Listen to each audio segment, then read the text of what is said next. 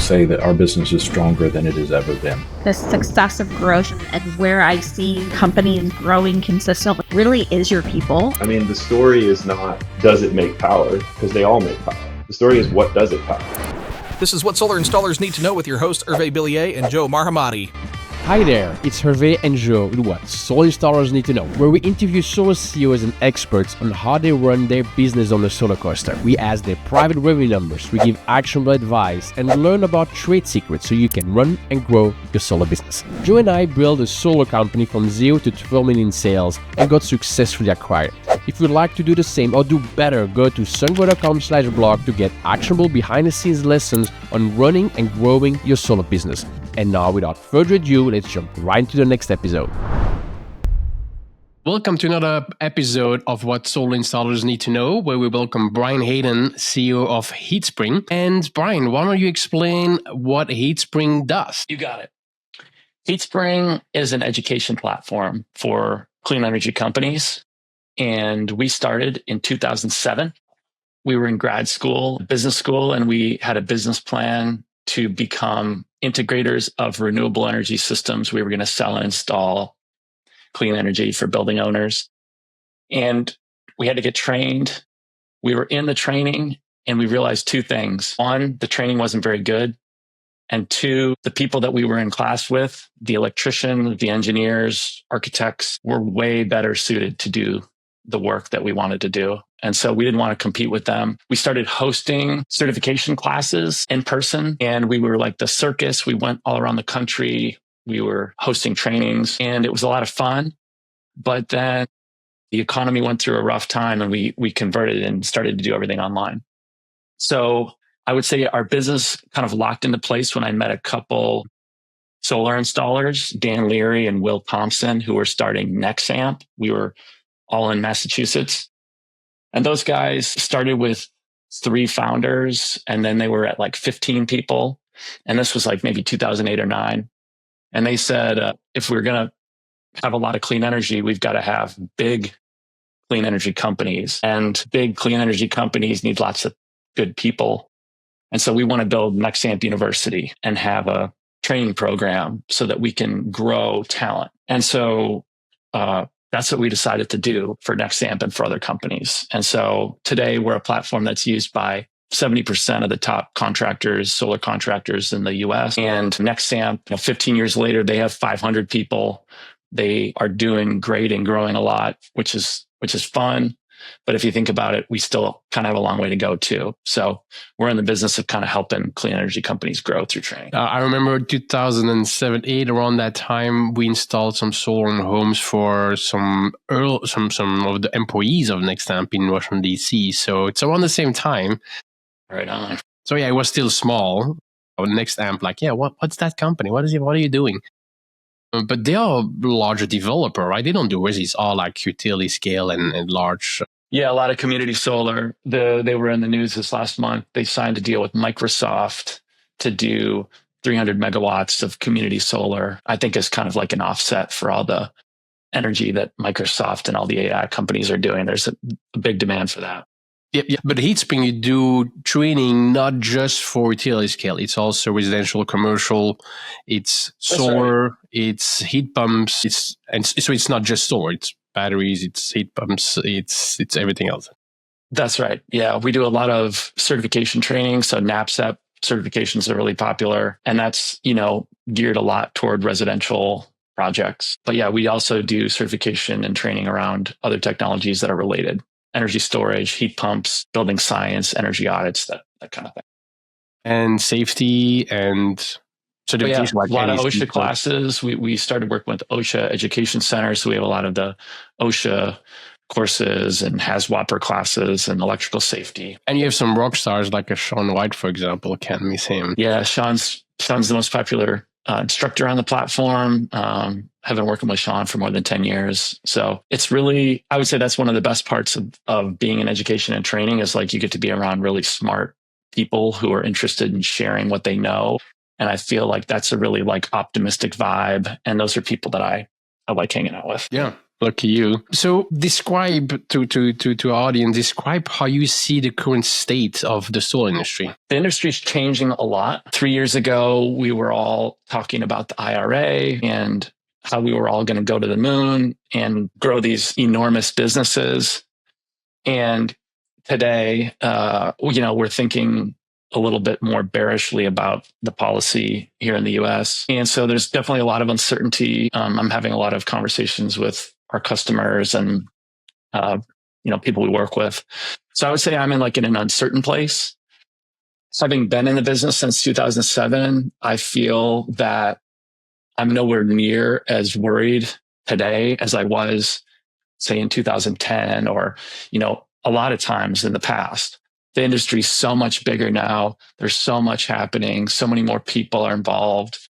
The products are so much better. I still think that this is an incredibly great time to be involved in this industry, but absolutely there's changes going on. So let's speak about that more, because there is a lot going on, potential policies changing the residential tax credit 25D. Commercial is also uncertain at this point, at this time of recording here. But let's speak about that again, like in 2010. Can you bring us back to that time when you were in solar? Why were you so worried about it? What was happening at that time? Well, we got in. The U.S. was going to war in the Middle East to try to procure oil, and oil prices were spiking. At that time, it just seemed like this is so unsustainable that we've got to do something. And climate change, to be honest with you, at that time was still a very controversial concept. And so when economy kind of went through a really bad stretch in 08, 09, coming out of 2010, everybody just had no money to invest in any sort of discretionary spend. There was nothing going on. I mean, it felt like an existential moment where we weren't sure that clean energy would continue.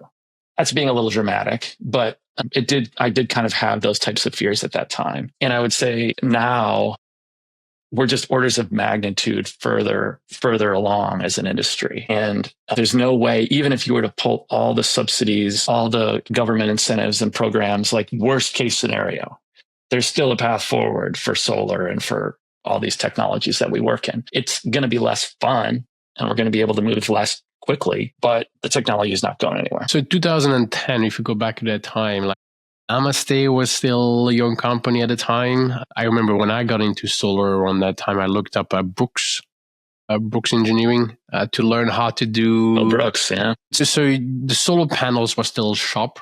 Solar panels, for example, that was the big deal at the time. You think that at that time, the industry was so new that they could have not grown at all. Whereas today, it's so big, there's so many people employed by it that you think even worst case scenario, things will just keep going. There will be changes, certainly, but yeah, the industry won't die. All right, well, talking about maybe some trends. What are some trends that you see lately that solar installers should know about? I was making some notes and thinking about some examples to talk about companies that I think are doing a really nice job adjusting to the new landscape. And there's a theme. And the theme is go talk to your customers. Reading news stories or reading what politicians say, I think, of course, you got to do some of that. But the only person whose opinion really matters is your customer. And so that's kind of the theme I want to hit on today. I think that the trends that I'm seeing are related to that point. And so I could give a couple examples. I was thinking about companies that I think are doing a really nice job navigating this time. One is the Amicus O&M Collective. Arch Solar was on your show. I saw that. We're seeing a real uptick in O&M training that people are looking for because there's so much installed solar now. And to go back, if you have good relationships with your customers and finding ways to optimize systems, upgrade systems, fix systems, add on to systems, that is really fertile ground. And so we're seeing a lot of interest in that type of training. I would advise companies that have a CRM system and good relationships with customers to go back and have those conversations because probably a lot of those customers, there's a lot of trust there. There's, a comfort level. They're already bought into what's happening. And so that's, to me, if you have 1 hour to spend doing anything this week, it's go talk to your best customers. That's what I'm trying to do, to be totally honest with you. I think another example of a trend that is related is investing in customer service and customer support. And I want to give a shout out to Signature Solar, a product distributor that we work with a lot. They invest heavily in their customer support education and training, and they make sure that their customers are building relationships, and then they're gathering information from their customers and using that to make the business better. And that cycle of investing in the relationships with the customers, investing in the people who are getting that information, that's like long-term equity you're building in the business so that you can go through these like slight dips in the industry's momentum by going back to those people who trust you. So I think O&M training is definitely something I see as a trend. Customer support and kind of like ethical sales is really important. And the companies that have been doing that, even during boom times, are the ones who I think are having the fewest, business disruptions at this point. Yeah, good point. Well, you also mentioned trust. Like you cannot get a sale done if there's not enough trust. So going back to the customers that already trust you and maybe add different lines to your business, all the people that you sold PV, solar, maybe time to talk to them more about like batteries. And maybe you were kind of selling Sunvoy there because that's what our customer portal tries to do, is like building a long-term relationship with a customer. So I think too many solar installers think about solar PV as like, batteries like a one-time sale. That's what we've done for many years. But in the end, if you think about, instead of a one-time sale, building a relationship and having a long-term conversation with them, there's a lot of potential. It's really transforming the solar industry, especially now. There's a lot of stuff happening. This is the moment that you need to rethink your business. The famous phrase is like, never let a crisis go to waste. So if you need to rethink your business, getting more sailing obviously is one way to survive, but having a long-term view and nurturing those business relationships, that's an important one. The thing that I made a note was like, you're in the energy business. It doesn't have to be always, rooftop PV. You have an understanding and a capability of creating and then moving around electricity and thinking about how it's used in a building. And that is like a really valuable and timeless skill that is needed by lots of different customers. So yeah, just kind of changing your approach to how you have those conversations. And it does sound like Sunvoy is a great tool for that. Absolutely. I wasn't trying to give you a commercial, but hey, I think you're doing a great job. Might as well. Well, another way of looking at it is when, as a solar installer, you look at an utility. A lot of times I look at them and like, well, if your business is really to generate energy and get it across to the homeowners and to the businesses, solar is just one more way to generate that power. But we can also look at solar installers. We can look at ourselves, like how are we perceived as an industry? If the goal is to create clean power, well, what are other ways? What are the different ways to provide that? And maybe like in a lot of European companies, they're not doing just pure solar PV. They are more like home energy management companies doing PV, but also automation income in a home, energy efficiency. It's way broader usually. Most solar companies I know in Europe do not do just solar. It's pretty rare. Also because they went through several cycles. Their solar industry is a bit more mature than in the US. So they went through more of those boom and burst cycles. And the only solar companies I know there have a lot of other departments. Heat pumps, HVAC is a clear one, which you also provide training for, I guess, right? That's right. Yeah. You mentioned never let a crisis go to waste. And I just had a flashback. We talked about 2010 and when things were what I considered to be the darkest since we started. That's when we started doing online training. Up until then, people said, you can't really learn anything online.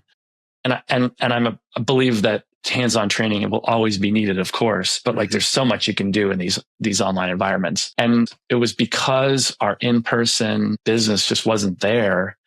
We were kind of forced to invest in software and do things a little differently. And we probably would have considered it too risky if we hadn't been through like a really lean, hard time. So it sucks to kind of like acknowledge if you're going through a hard thing, but man, it can be so liberating as well. And you can kind of like be free to do the thing that you kind of knew you were supposed to do anyway. And it's like the opportunity cost is gone now. So I'm curious, question for you. What do you think that is for residential PV installers right now? Like, what's the thing that they probably should have done anyway that now it's the time?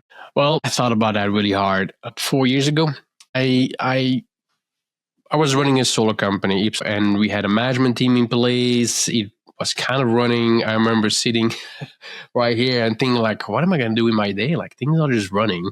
What else can I be doing? War in Ukraine, I think, was kind of getting started. Is that 4 years? No, that's 2 years. 3 years Maybe ago. 3, yeah. And so I said, like, we need to fight more climate change. Like, with another war in Europe, like, it's going to consume everybody's attention.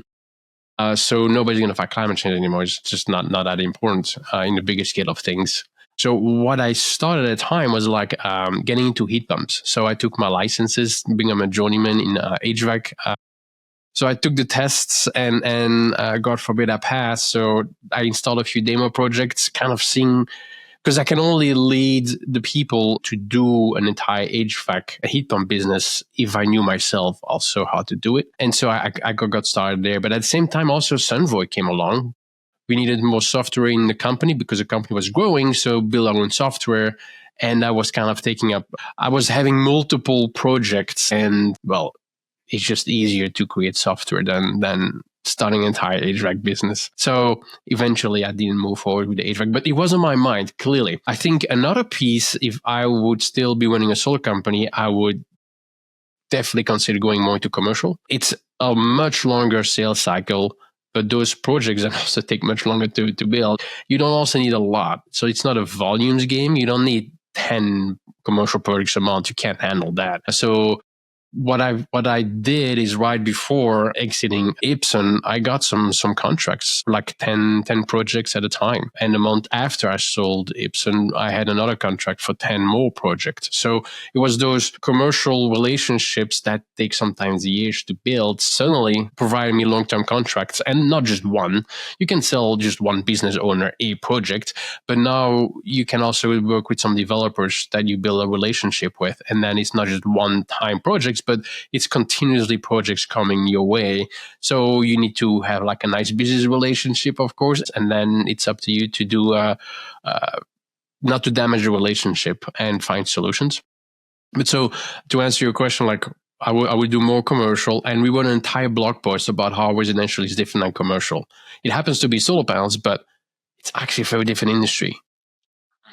Customer is B2B and B2C. The contract terms are very different. The procurement is very different. The installation, what you actually need to do, the installation time is different. The voltage, solar panels, the inverter are 3-phase. So basically everything is different between when you compare residential and a commercial project. So it's kind of strange we think it's the same industry, but it's not. But capable, you can move as a residential installer to do more commercial. And then, well, other adjacent projects, one of them is electrical. If you're running out of solar work, you can just do electrical work too. You have the electricians, you have the vans and the equipment, usually the license that go with it. Roofing, I know several solar companies doing roofing. Those two type of industries may not always be growing at the same rate. There's also a lot of roofing companies that get into solar, but I think they have a harder time. They need to deal with lengthy permitting, and so I see them trying, and after a while it's like, wait, I need to wait weeks on permits interconnection. Like, I'm not doing that. Mm-hmm. So it's harder, I think, for a roofing company to become a solar company as for a solar company. They're like, well, that's much easier to start taking on roofing. So roofing is one. City electrical is one. Home energy automation and home energy management is another one. Energy audits. Insulation is another one. So there's a lot of adjacent industries that can be explored by solar CEOs, I think. I have two ideas as well. I don't want to like overhype AI tools because I know that there's a lot of hype about it. But I have to say that I've seen firsthand and experienced at HeatSpring just huge efficiency gains by taking a minute and like really thinking about how to apply the very inexpensive tools that are out there. I think there's huge gains to be made in back office work. I don't know exactly what the right application is for every business, but I do know that we have a very small team, but now we have somebody whose whole job is implementing AI tools to make our course development processes go faster, to build better knowledge checks. And so I can say like firsthand, I know every business, if you take a second and really learn what these tools can do and spend a little bit of time investigating, it's not just a party trick. And I do think that this could be a crisis situation where that would cause you to say, hey, look, like I wasn't looking to make this big of a change, but like I kind of need to at this time. And so that's one thing I would advise. And I'll say that we do have like a little like tool on our site that would allow you to set up time with Brick on our team if you wanted to work with somebody who to do that type of advisory work. So that's one idea. And the other one I'll say is, yeah, I mean, if there is a certification or a credential or like, you know, when people are so busy, you know, they don't take the time to do the training or get the, you know, this is the kind of environment where like people might go back and get an MBA or go get the electrical license that you were most of the way toward or whatever it is. And maybe HeatSpring is a part of that journey or maybe not. But whatever that is, I do think that education and training and kind of like leveling up so that like when the next kind of boom cycle hits, you're just kind of like positioned as well as you can. Maybe that means getting training in the commercial stuff that you need to make the jump from residential to commercial. Whatever that new product or new market is that you think is going to be more attractive, the tools and resources are there somewhere to go like learn how to do that thing and be ready to go. I think as a business, but also as an individual, when you have headwind, see it as search for the opportunity. How can this be turned into an opportunity one way or another? Like if you have time, if you just lost your job and you have time, maybe it's the moment to take, you know, another class. And so yeah, it's an opportunity. Something bad happening, but it's a disguise. It's just an opportunity waiting. You also mentioned that you were doing classes in person. I've been asked a few times to write a very long curriculum about how to install solar. And then that company was going to do classes, teach people how to do that. And when you look at a lengthy syllabus, it's like, that's not how those people learn how to install solar. It's a lot more hands-on approach. It's like, for battery, you have all the theoretical piece of the battery, and it's great. But in the end, you have the designers, engineers that design things, and then electrician is more like, where does the black wire goes? Where does the red wire go? And then you show it. All right, now you do that. It's a lot easier to train like that. So how do you provide that hands-on training, but in a virtual setting? Well, we're part of the ecosystem, and our job is to help companies grow. And so we're like part of the solution. You know, I think that hybrid learning is the best of all worlds. Apprenticeships are really big in solar and electrical and HVAC. And that's like this time-tested model of you have on-the-job training and you have a mentor and then you have classroom learning. And so most of our stuff falls into that classroom learning bucket. And so whenever possible, we try to provide like templates and field guides for like the on-the-job trainers so that they have their own kind of like curriculum and sort of standards to go through. But mostly we have to like empower people to do that training in person. Because we don't have a campus where people come and do the hands-on stuff. A lot of times we partner with like racking companies or manufacturers will go do stuff like in person. But for the most part, it's a lot of like empowering companies to do on-the-job training, which I think is just always going to be needed. Like you say, there's no substitute for being on a roof and really looking at the right way to do it. What about virtual reality? I mean, once you put those goggles on, you are there. And I think it's going to come to the solar industry. And I think I see two different ways. One is those virtual reality goggles. I mean, you're so present. your body thinks you're there. If you're taking a hit, if a ball comes to you or you're moving, I remember I had virtual goggles on, and I was supposed to be like, in those mine shafts, you have like little carts. It was like kind of a game, and I was in it, and suddenly that thing crashes to the ground, fell, and my body reacted to it. My body literally thought I just fell 10 feet, except I was sitting on a chair, but my body thought it was real. Long story to say, I think virtual reality will come in two different forms. Either you put the glasses on when you are installing something and you talk to your master electrician that sits in the office, and they could guide like 10 different crews. They can be present at 10 different places at the same time and guide electrician like, no, do this there, put the conduit, go this way or that way. That's one way. Or pure training is like, if you are in front of a virtual installation of like an Enphase combiner box, like, how are you going to install it? So is that coming? Are you working on our virtual reality training? I think it probably is coming. There are examples of it that exist today. Absolutely. And so I've been keeping my eyes on it, trying out anything that's out there. So I'm with you.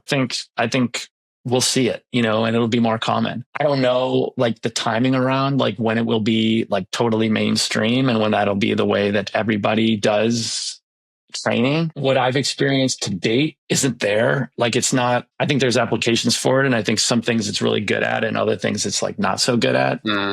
But it's, just like we do mostly like online virtual classes, but there's always going to be hands-on training. I think like virtual reality is going to like fill one piece of it as well. And I think there's going to be some things that it's going to do great. So yeah, absolutely. That's going to happen.